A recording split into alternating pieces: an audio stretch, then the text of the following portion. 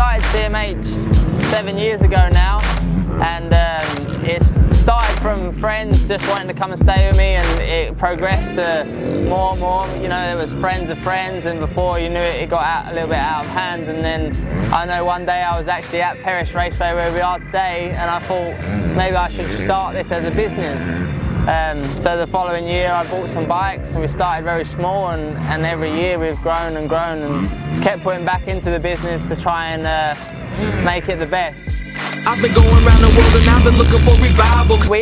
We don't just do packages, we do a bit of everything. We do packages from 1 day all the way up until 6 months. Some guys come for 10 days, 2 weeks, and including in the package they get everything pretty much. You get the accommodation, you get transfers from the airport, you get the bike hire, all your fees are included.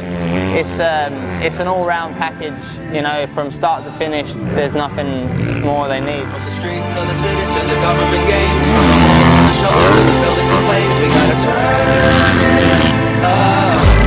We gotta turn it around. From the prisons to the running the game, to the orphans around the world who need a family name, we gotta turn it around. From the women on the street to a looking for love, to the junkies who are trapped. Yeah, I mean, this year we have every manufacturer right now.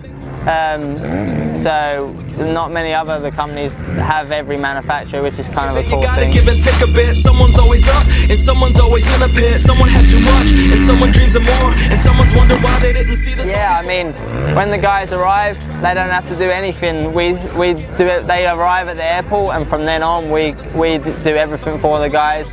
We maintain the bikes, even when they're hit at the tracks, we make sure that they're all catered for, and if they need anything adjusting or any needs they need, we pretty much do it for them. Gotta bring change from the inside out, gotta stand up, lift our voice and shout, gotta turn it around.